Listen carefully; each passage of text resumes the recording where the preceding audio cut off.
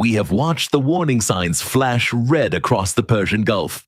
We tracked the subtle anomalies in the shipping lanes, the silent drone deployments along the coastlines, and the fragile diplomatic strings holding back total escalation between Washington and Tehran.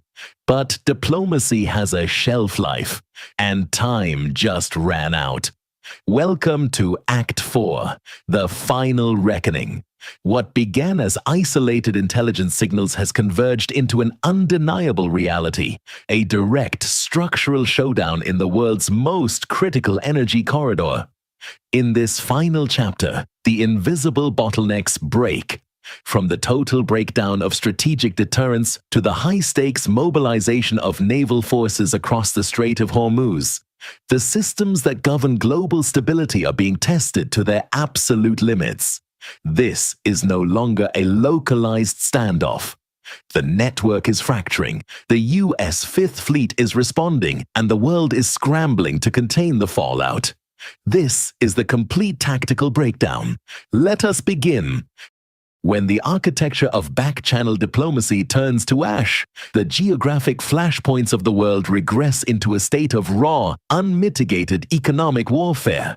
Welcome to Act 4, the final reckoning.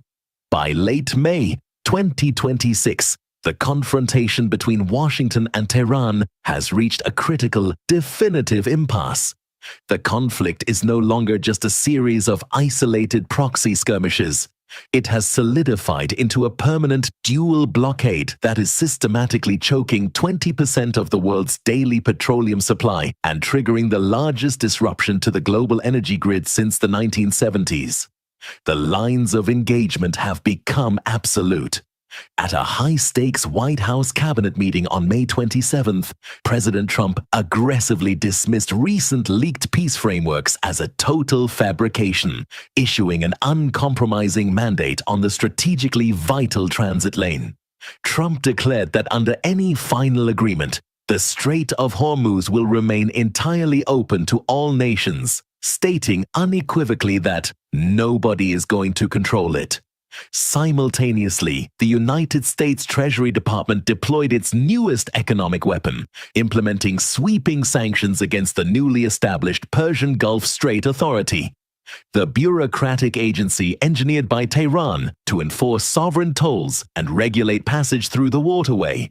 This institutional collision has created a state of absolute strategic deadlock on the water.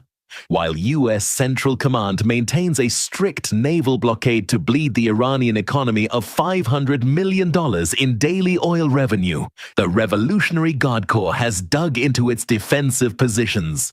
Hardline officials in Tehran have openly dismissed the White House's nuclear demands as a fantasy, reinforcing their anti-ship ballistic arrays and warning that any attempt by Western naval assets to forcibly breach their traffic separation layout will turn the Southern Territory into a literal graveyard for aggressors.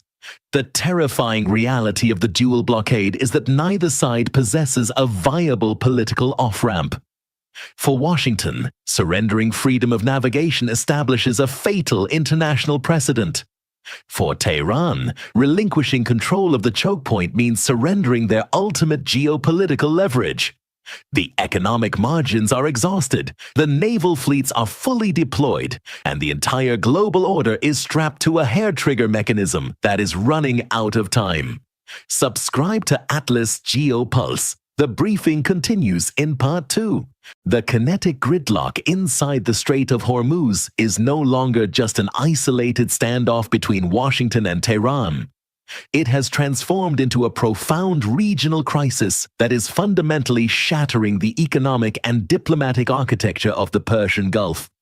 For decades, the oil-rich monarchies of the Arabian Peninsula operated under the assumption that a permanent, catastrophic closure of the world's most vital maritime choke point was a statistical impossibility. But by late May 2026, the prolonged dual blockade has laid bare a devastating structural vulnerability, turning the geographic encirclement of the Gulf into a lethal paradox for the region's economic heavyweights. The primary casualty of this maritime strangulation is Saudi Arabia's ambitious Vision 2030 strategy, engineered by Crown Prince Mohammed bin Salman to aggressively diversify the kingdom's economy away from crude dependency. The sweeping multi-trillion-dollar modernization blueprint relies entirely on unhindered, rapid access to global trade networks.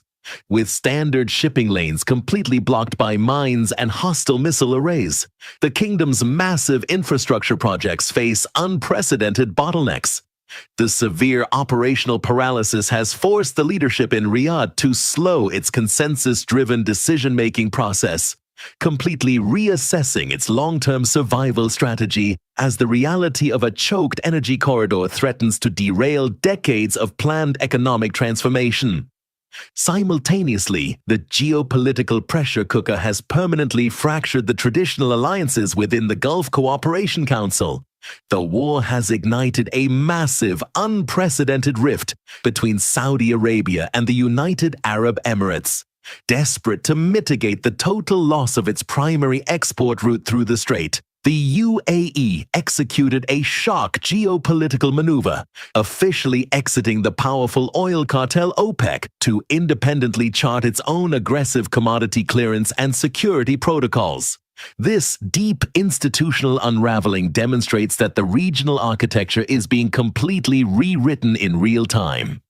As individual nations discard multilateral unity to build independent, localized defense tracks, the traditional balance of power is rapidly dissolving into a chaotic scramble for geographic survival.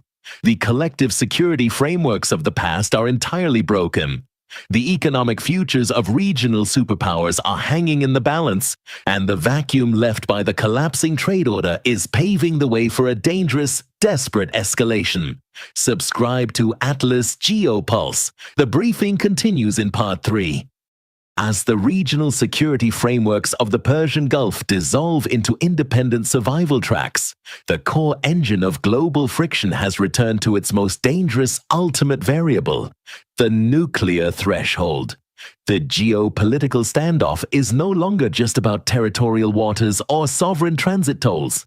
It has narrowed into an absolute, unyielding test of wills over the survival of Iran's nuclear infrastructure. Following months of exhausting conflict and a fragile temporary ceasefire, the diplomatic baseline has been utterly erased, exposing a mathematical deadlock where neither superpower can afford a singular step backward. The parameters of this endgame are completely uncompromising. During a high-stakes White House cabinet meeting, President Trump completely ruled out any immediate sanctions relief or financial concessions to Tehran. In a direct phone interview with PBS News, Trump explicitly shattered expectations of a standard diplomatic compromise, stating unequivocally that Iran will be forced to entirely surrender its highly enriched uranium stockpile without receiving any economic easing in return. The White House position is absolute. Washington will hold billions in frozen assets and maintain its devastating naval port blockade in full effect until an unconditional, verifiable nuclear capitulation is signed and certified. In response, the hardline core of the Iranian regime has dug into an unyielding posture of absolute resistance. Senior advisors to leadership in Tehran have publicly dismissed Trump's demands for total nuclear oversight as a complete geopolitical fantasy, reinforcing their position that any forced surrender of their 60% highly enriched uranium stockpile is an absolute red line. For Iran, this stockpile represents their ultimate deterrent, the final shield protecting the regime from total systemic dismantling by Western military power. The world is now tracking a hair-trigger timeline. Secretary of State Marco Rubio recently cautioned that a comprehensive nuclear agreement cannot be engineered on the back of a napkin in 72 hours, even as the risk of miscalculation escalates exponentially. While diplomatic negotiators drift into total paralysis, War Secretary Pete Hegseth has openly confirmed that the United States military remains fully prepared to resume massive, overwhelming kinetic actions to permanently finish the job if the regime refuses to comply. The diplomatic runway has run out, the nuclear red lines have converged, and the final trial of strength is about to move from the negotiating table directly to the front lines. Subscribe to Atlas GeoPulse. The briefing continues in Part 4. As the conventional threat of direct military action looms over the nuclear deadlock, a critical hidden metric has emerged that alters the strategic calculus of both global superpowers. The primary constraint governing the next phase of this war is no longer just political willpower. It is the raw, physical limitation of industrial manufacturing. A definitive explosive analysis released by the Center for Strategic and International Studies has exposed a profound window of vulnerability for the Western alliance, revealing that the intense kinetic output required to police the Middle Eastern theater has pushed domestic arms infrastructure to its absolute limit. The data behind this operational crunch is staggering. According to the CSIS report, the United States military fired over 1,000 Tomahawk cruise missiles during the height of the active conflict to degrade entrenched positions deep within hostile territory. Due to historically constrained production lines, defense contractors manufacture fewer than 200 Tomahawks annually, meaning it will take until late 2030 to fully replenish the pre-war inventory. Furthermore, replacing the high-end air defense interceptors, specifically the Patriot and THAAD systems heavily deployed to shield forward bases and commercial corridors from proxy drone swarms, will trap the Pentagon in a severe manufacturing bottleneck lasting until at least 2029. This industrial attrition creates a dangerous geopolitical paradox.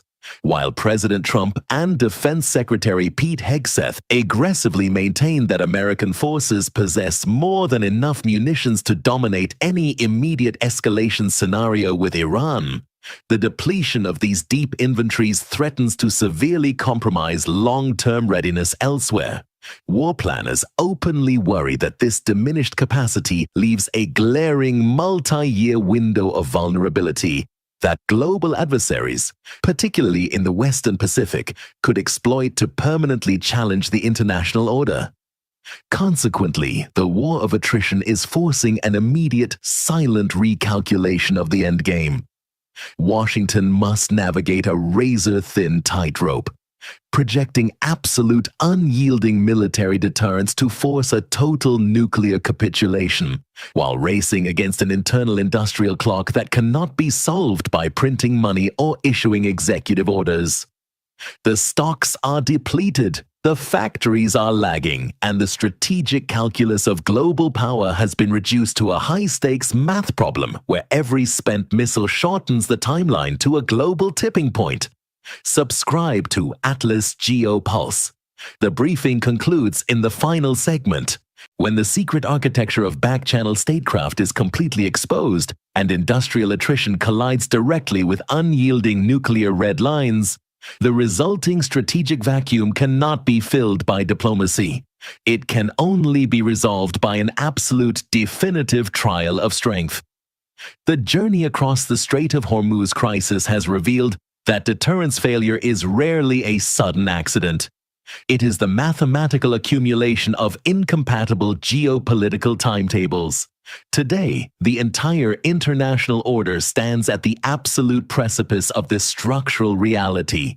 The historical precedents of this endgame are chillingly clear. In the final catastrophic phases of the ancient Peloponnesian War, when the clandestine backchannels and fragile truces between competing superpowers were dragged into the public square, the option for a managed compromise permanently evaporated. The exposure forced the primary actors to abandon their tactical pragmatism, escalating their commitments into an existential war of attrition that ultimately consumed the entire classical world. Today, across the heavily militarized sea lanes of the Middle East, that exact ancient blueprint is executing with digital precision, pushing modern civilizations into a multi-dimensional collision course where words are spent and only raw power remains. On the water, the time for strategic signaling has officially expired. The United States has anchored its carrier strike groups into aggressive launch postures, backed by an uncompromising executive mandate that the strait will remain open to all nations under a total Western watch. In response, the remaining elements of the Dark Fleet continue to navigate parallel financial pipelines, while frontline missile units remain locked onto a hair-trigger countdown. The line between economic competition, electronic cyber warfare, and active kinetic devastation has been completely erased. The papers have burned, the backchannels are dead, and the silent codes of the cyber dragnet are already running through the network. The fragile truce is officially over, and the true architecture of the new global disorder is being written in real time before our eyes. Thank you for watching this Atlas GeoPulse investigative documentary series. The grand strategy has unfolded, the data has been laid bare, and the final line in the sand has been drawn. Subscribe, turn on all notifications, and leave your analysis in the comments below. The briefing is officially closed. This concludes our final reckoning. If you want to stay ahead of the shifts reshaping our global landscape, hit that subscribe button now. Join us for deeper, open-source intelligence and breaking geopolitical headlines. Thank you for watching. Until the next brief,